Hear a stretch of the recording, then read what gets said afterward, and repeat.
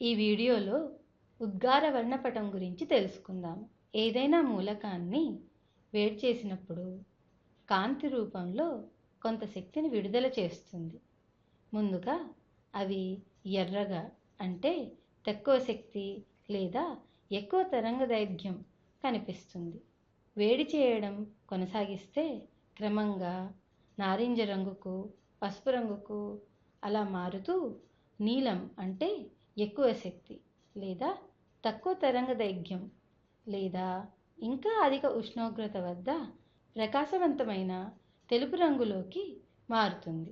అధిక ఉష్ణోగ్రత వద్ద వెలువడిన నిర్దిష్ట రంగు తీవ్రత ఇంకా ఎక్కువ అవుతుంది. కావున రంగులు వెలువడుట కనబడదు. అంటే ఉష్ణోగ్రతలు పెరిగే కొద్దీ వేడి పదార్థం నుండి ఉద్గారమయ్యే వికిరణం ఎక్కువ తరంగదైర్ఘ్యం వైపు క్రమంగా మారుతుంది. కావున వికిరణం వర్ణపటం అవిచ్ఛిన్నంగా కనిపిస్తుంది. అంటే కంటిన్యూస్ స్పెక్ట్రమ్ వస్తుందన్నమాట. చూడండి, ఈ పటంలో కనబడుతున్నట్టుగా వస్తుంది. శక్తి శోషణం లేదా ఉద్గారం అనేది అవిచ్ఛిన్నంగా కాక నిర్దిష్టంగా ఉంటుందని మాక్స్ ప్లాంక్ అనే శాస్త్రవేత్త ఊహించాడు.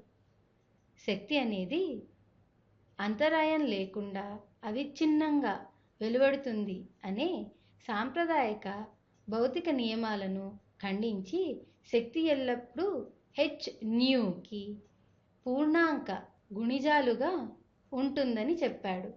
అంటే శక్తి E అన్నది hν లేదా 2hν 3hν లేకపోతే nhνకు సమానమవుతుందని అన్నాడు. అనగా నిర్దిష్ట పౌనఃపున్యానికి గల శక్తిని E hν అనే సమీకరణతో సూచించవచ్చు. ఇందులో h అనేది ప్లాంక్ స్థిరాంకం. దీని విలువ h 6.626 × 10⁻⁻34 జౌల్స్ సెకండ్. మరియు న్యూ అనేది ఉద్గారించబడ్డ లేదా శోషించబడ్డ అంటే ఎమిషన్ లేదా అబ్జార్ప్షన్ చేయబడ్డ వికిరణ యొక్క పౌనఃపున్యం. నీలం రంగు శక్తితో పోల్చినప్పుడు ఎరుపు రంగు శక్తి తక్కువ. కాబట్టి ఈ నీలం ఈజ్ గ్రేటర్ దాన్ ఈ ఎరుపు అని రాద్దాం. E hν కదా, రెండు వైపులా h సమానంగా ఉంటుంది కాబట్టి hని కొట్టివేద్దాం. నీలము అంటే నీలం రంగు పౌనఃపున్యము ఎక్కువని, అలాగే ఎరుపు రంగు పౌనఃపున్యము తక్కువని వచ్చింది కదా. అలాగే మనకు లాంబ్డా అంటే తరంగదైర్ఘ్యము పౌనఃపున్యానికి ఇన్వర్స్లీ ప్రపోర్షనల్ అని కిందటి వీడియోలో చూసాం కదా. కావున నీలం బదులు 1/λ నీలము అని రాయవచ్చు. అలాగే ఎరుపు బదులు మనము 1/λ ఎరుపు అని రాయవచ్చు. ఎరుపు రంగు యొక్క తరంగదైర్ఘ్యం నీలపు రంగు తరంగదైర్ఘ్యం కంటే ఎక్కువ అని వచ్చింది కదా. కావున నీలపు రంగు శక్తి ఎక్కువ ఉన్నప్పుడు దాని పౌనఃపున్యం ఎక్కువ ఉంటుంది, తరంగదైర్ఘ్యం తక్కువ ఉంటుంది. అలాగే ఎరుపు రంగు శక్తి తక్కువ కనుక పౌనఃపున్యము తక్కువ ఉంటుంది, తరంగదైర్ఘ్యం ఎక్కువగా ఉంటుంది.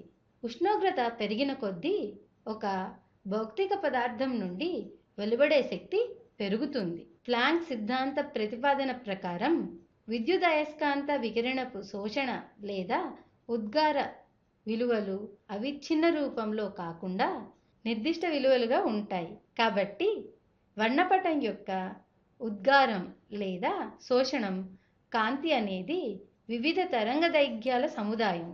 కాలుతున్న టపాసుల నుండి వివిధ రంగులు వెలువడడం మనం చూస్తాం కదా.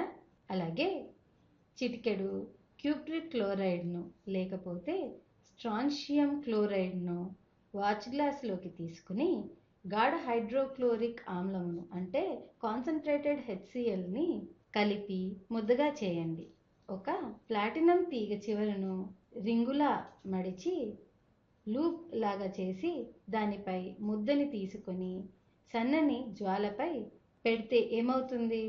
మనం క్యూప్రిక్ క్లోరైడ్ ఆకుపచ్చ రంగులో మండటాన్ని చూస్తాం. అలాగే స్ట్రాన్షియం క్లోరైడ్ అయితే దాని నుండి ఎరుపు రంగు వస్తుంది. సోడియం ఆవిర్ల వలన వీధి దీపాలు పసుపు రంగులో వెలుగుతాయి. వీటన్నిటి బట్టి మీకేమర్థమవుతుంది? వివిధ మూలకాలు మండుతున్నప్పుడు వేర్వేరు రంగులు ఏర్పడడానికి కారణం ఏంటి? ప్రతి మూలకం తనదైన ఒక విలక్షణమైన తరంగదైర్ఘ్యాన్ని కలిగిన రంగును ఉద్గారం చేస్తుంది.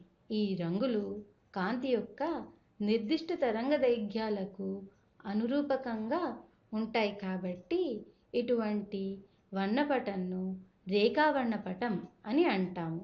అంటే లైన్ స్పెక్ట్రమ్ అన్నమాట.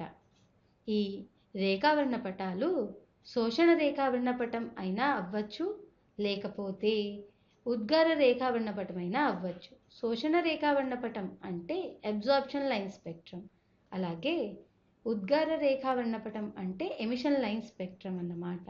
వచ్చే వీడియోలో బోర్ యొక్క హైడ్రోజన్ పరమాణు నమూనా మరియు దాని అవధుల గురించి తెలుసుకుందాము.